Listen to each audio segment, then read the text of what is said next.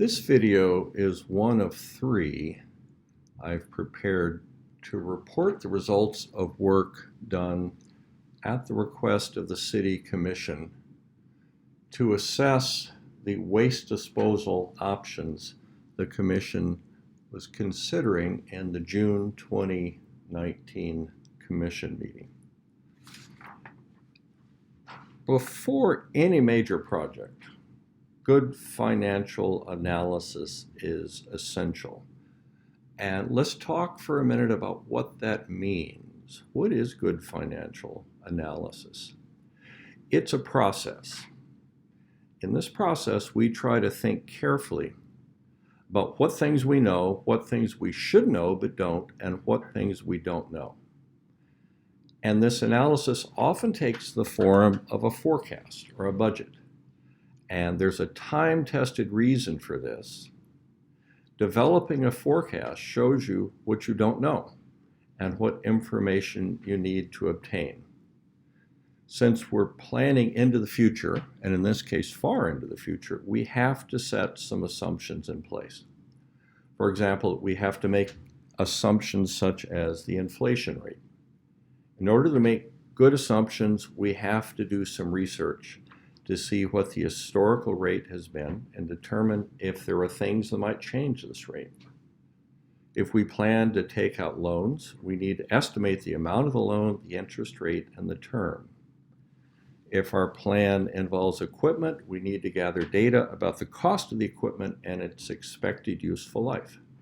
This means we'll have to do some more research about equipment prices, operating cost, and maintenance. Preparing a forecast or budget forces you to ask the hard questions. As the saying goes, failing to plan is planning to fail.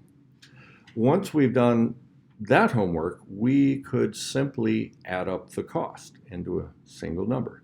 If we did that, however, we would be ignoring the fact that the cost will be incurred over a period of months or years.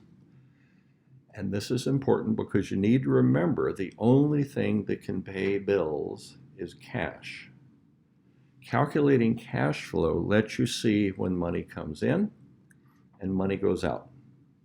The lump sum totals may look great, but they cannot tell you if you will run out of cash in any given period. Calculating cash flow helps you see your ability to pay your bills. Calculating cash flow is the way you manage solvency. And before any major project, good financial analysis is essential. So we started this project by working with our consultants, our current consultants at Biggs & Matthews, and I asked them to prepare a framework that we could use, that we could compare a Type 5 transfer station with a Type 1 landfill. And here's a look at the initial information we got from Biggs & Matthews. So you'll see this section here has items. You've got development cost, subsequent construction, engineering, monitoring, equipment, etc. And if you look over here, you'll see how many you need, the units, and the cost in today's dollars. And you'll see they've broken them into two sections, landfill and transfer station. So this is exactly the framework we wanted. It gives us a way to make an apples-to-apples comparison of the two options in front of the City Commission. Biggs & Matthews suggested we use a 40-year horizon for this analysis, which seemed reasonable.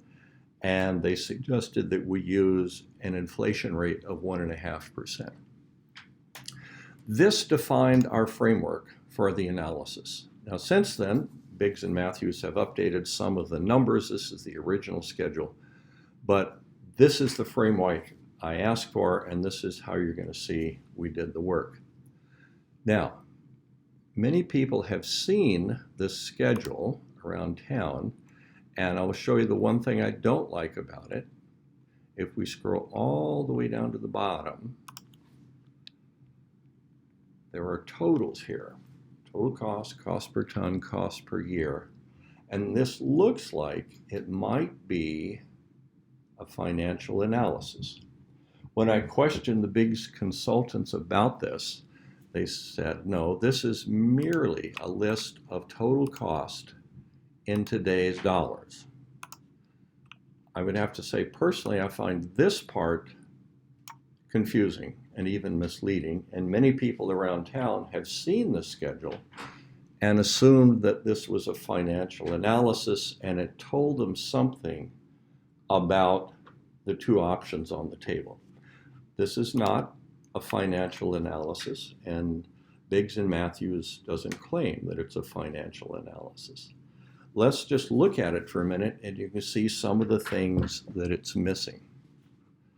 Many of these items here will require loans to build. We do not have this money in the checking account. We will have to take out loans. This schedule does not show the interest expense on those loans. Trying to make a decision off this schedule would be like buying a house without knowing anything about your mortgage and assuming you knew you could afford the house. You have to know the information about the loan, the term, and the interest rate. What's the second thing that it's missing? Some of these items continue for many years throughout the entire 40-year analysis horizon that Biggs suggested. These costs are not adjusted for inflation. So this is not a true picture of what it's going to cost you over the next 40 years. There's no adjustment for inflation. And again, if you went forward thinking that was the number you needed to use, you would get an unpleasant surprise at some point. The third problem here, and we talked about this earlier, is this doesn't tell you anything about the cash flows. You don't know when money's coming in and money's going out. You have lump sum numbers down here, not adjusted for inflation, without any interest expense, and also not phased into the actual timing of the cash flows. Nonetheless, Biggs did provide us this framework with the line items and initial assumptions, and this is what we used to do our analysis. There was one piece missing here that I had to go dig up, and that was our trash volumes. There weren't any compiled records of our trash volumes, the amount of trash going to landfill. So I had to sit down with Ray Avalos out at our landfill, and Ray and I together looked at all of his records for 2017 and 2018. And we added up the amount of trash coming in day by day for garbage trucks, the amount of trash coming in day by day for county residents and town residents to get total receipts. For some of this, Ray and I had to add up bundles of his way tickets. For some of it, we had various spreadsheets. For other parts, we worked off handwritten notes in a book. This is, as far as I know, the only compiled daily record of receipts into our landfill. And every row, every item in this record ties back to something in Ray's office. And I'd like to give a big shout out to Ray for being very patient in helping me do this. This took about 10 days of my time overall to compile, but this still only gave me 2 years of history, which wasn't really that helpful. So I looked at other places to try to figure out our receipts. And I looked, as I'll show in the second video, I looked at the report done by Daniel Hinckley, which had 5 years of information about receipts in the landfill. And I got the 6th year by compiling with Ray. That gave me an average growth rate of 0.98%. It also gave me some starting points and an average that I can use as the beginning average for the projections. Since the data here was a little thin, I cross-checked it with information I got from San Saba, who has excellent daily records and they were able to give me 14 years of their records, day by day by day, ton by ton. So that's a pretty good trend, and that average rate of growth for them is 0.89%. Ours is 0.98%. They're both pretty close. So I felt comfortable using the 0.98%, cross-checked reasonably well with San Saba. So at this point, we have the basic framework established. We know what line items we want to look at. We have initial assumptions from Biggs and Matthews. How do we put this into a genuine financial forecast, a financial analysis that's going to do what we need it to do? What we want to do is something that looks like this. So you will recognize this set of line items here as the one we just looked at from Biggs and Matthews. So they provided the basic framework for the analysis, the basic dollars, and then in this notes column, I've kept notes about when the Biggs consultants updated any of the numbers and when they stayed the same. We've seen that. What's different here is the years. Here's year one, which we assume is 2020, year two, 2021, and it goes on out for 40 years because that's the analysis period that Biggs and Matthews suggested. And also, here's the 1.5% inflation rate they suggested we use, and here's the compounding of inflation. So now we have two of the three things we need. We have year-by-year projections, and we have inflation compounding. We're part of the way there to getting the analysis that we want. So let's take all those rows and let's go look at the landfill. And let's use those same rows that we got from Biggs. You recognize the titles here. And we have the same unit cost, but where we need to take out a loan to build something, we have to calculate the principal and interest payment. So here you can see the exit off Highway 29.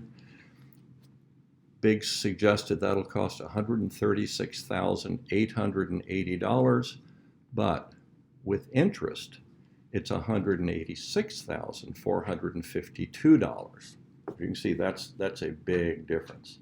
Now, how do we know that's the case? Let's go take a look. Here's an amortization schedule for this same driveway. Here's the initial amount we got from Biggs and Matthews. It's assumed that we make this payment in a year, so it will be subject to 1 year of inflation. That will be our actual cost and the amount that we have to borrow. And the borrowing rate, we assume, is 4.5%, and the term is 14 years. Generally, loans like this get paid by month. So for year one, we're going to have 12 payments. In year two, we got another 12 payments, month by month. And in each payment, you have a beginning balance. You have the payment, the amount of the principal paid off, the interest, and the ending balance. This is a straight-ahead loan amortization schedule. And if we run this forward all the way down to year 14, the very last month, we pay it off and the balance is zero. We can summarize all of those payments and numbers by year, so it'll give us a year-by-year schedule. And if we go back to our forecast, we're going to see that it's exactly what we see in the forecast. So here it is. We start year one, and we pay it up for 14 years, and then we're done. Every item that requires a loan needs its own loan amortization table to figure out the amount of interest. We also have other construction numbers that Biggs and Matthews suggested. So here is part 2 of the cell construction. That happens in year 13. So if we run the inflation up, when we get ready to do that, it'll be a higher amount that gives us a higher loan payment loan principal, sorry. But the same things apply, and we have a 14-year term, and that one pays out over 14 years also. After that, we have equipment engineering and monitoring, numbers that Biggs suggested. And for example, $25,000 a year is the estimate for landfill engineering services. But of course, that's going to go up every year by our inflation estimate. So if we add all that up, 25 years of that is not $1 million, as we saw before. It's $1,377,048. And that's true for any of these others that last for a long time. A landfill needs a fair amount of equipment. It needs compactors, front-end loaders, dump trucks, dozers, water trucks, etc. We don't buy 2 of these all at once. We buy them one at a time. And the assumption we made for the first one, compactor 1, is that our existing compactor will last for 13 years. So we don't buy a new one until year 13. And the initial price here is today's price, but of course, 13 years out, it'll have a slightly different price or a higher price anyway because of inflation. But we will have to borrow money at 3.48% and assume a 7%, a 7-year term on the loan, and we're going to have to pay that out. And again, the cash flow, once again, is what we will look at. So if we roll forward into year 13, you can see the compactors show up. We have a 7-year note. You can also see the front-end loader doesn't show up until year 13. And we assume they last for 13 years. And then in 26, 13 years later, year 26, we have to get new ones. And each of these has its own loan amortization schedule. After that, we have fuel and maintenance for the equipment, budgeted at $30,000 a year. We have the staff who's going to run the landfill. I believe these are numbers that John Palacio gave Biggs and Matthews. And of course, you'll do that every year. They run forward at the inflation rate. We're actually paying our staff raises on average higher than 1.5%. So this number will probably be higher than this, but for our purposes, we're going to use 1.5%. Over 40 years, that adds up as well. There are fees that we have to pay to the TCEQ, again, over 40 years. And one of the interesting aspects of a type 1 landfill is that after you close it, you still have to monitor it for an additional 30 years. And you may have to do longer than that if you go by current court cases. But let's assume 30. That's the regulatory rule. And Biggs suggested we use $25,000 a year. But that doesn't start until you close the landfill in this analysis. So inflation takes its toll, and that becomes a big number as well. So if you add all that up, you get $23 million of cost to operate the landfill, a type 1 landfill. Let's do the same thing for the transfer station, which was the other option on the table. So what we're going to do here, again, the very same line items, because we're using the framework that we asked Biggs and Matthews to develop for us. We still have to do the driveway, the entrance. The transfer station building itself is a one-time construction of about $428,000, but with interest it's $583,684. It also has that 14-year loan, so you can see the payments flowing here. We'll need a truck and a trailer to haul this to another landfill. We're assuming a new truck and a new trailer for $250,000. Now with the transfer station, there's no subsequent construction. So you build it, that's kind of all you need. You do have to close it out in the future. Biggs suggested that expense would be $100,000 40 years out.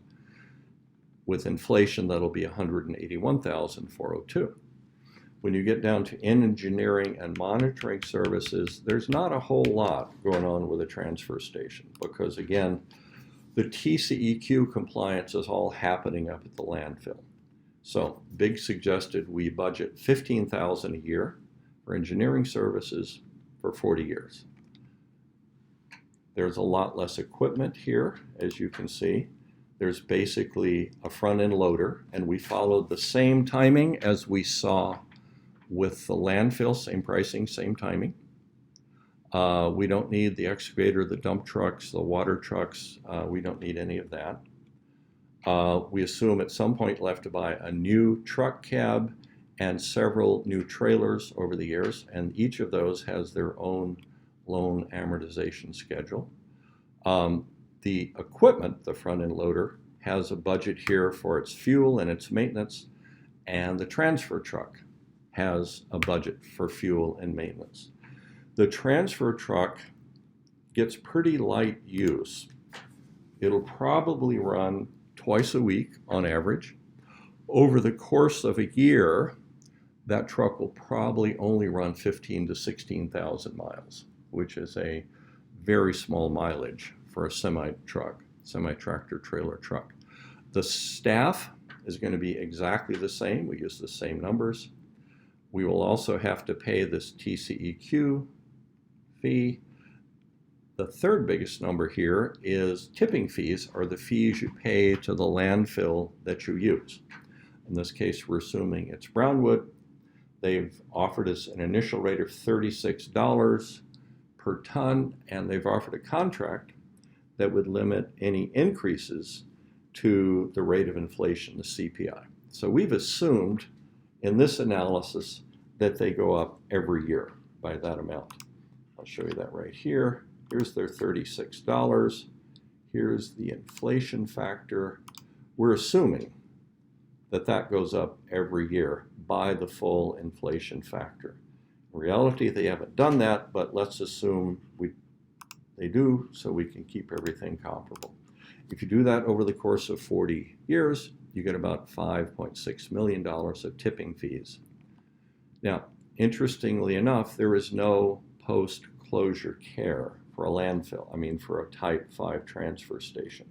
So once you decide to close it and you pay this $100,000 of expenses to close it, you're essentially done. If you add all that up, you get $21.5 million to run a transfer station. So now we have something close to a genuine financial analysis of these two options. We calculated the loan payments and the interest. We adjusted for inflation over a long period of time. And then we calculated the cash flows by period, which is what we need to actually make sense out of anything. If we look at a summary page on that, here is the landfill in this peach color right here. Here's the summary for the transfer station in the green color right here. This summarizes everything that you just saw in the tables. What is it trying to tell you? Here's the 23.9 million we saw, the 21.5 we saw earlier. However, there are a number of items here that are common to both scenarios. The driveway, the entrance facilities, the staff is exactly the same. So these elements add no information to the decision because you're going to have them in either case. They add up to about $10 million. You're not making any decision on those, so you should back them out. Your decision really is these two numbers here. You're deciding between $13.76 million and $11.4 million. The difference is $2.36 million, or about a 21% difference. That is, the landfill, with the assumption in the analysis, is about 21% more expensive than running a transfer station. Not terribly surprising. It takes a lot more equipment and a lot more regulatory maintenance and engineering services. What that amounts to on average over time is about $59,000 per year on average over the 40-year horizon that you would pay extra to have the landfill as opposed to a transfer station. Over the period of time we looked at, your average cost per ton for every ton going into the landfill is about $210 for the landfill and about $189 for your transfer station. So that's what the analysis shows. And one of the other interesting things I discovered anyway, is no one had ever done this work before. No one has ever done a financial analysis of the landfill. This does not exist anywhere in the form that I just showed you. And no one's ever done a comparative analysis of any alternative. This simply was never done and simply does not exist. Some people have seen the Biggs and Matthews schedule I showed you earlier. It's not a financial analysis. Biggs does not claim it's a financial analysis. And if you look through the permit and the application that Daniel Hinckley did, this work never shows up. Up until this moment, no one's had any idea of how the total cost of this thing would play out. So there is a second video in the series, which I suggest you see, and it deals with the amount of trash in the landfill, the growth rate, and landfill sizing. Thank you.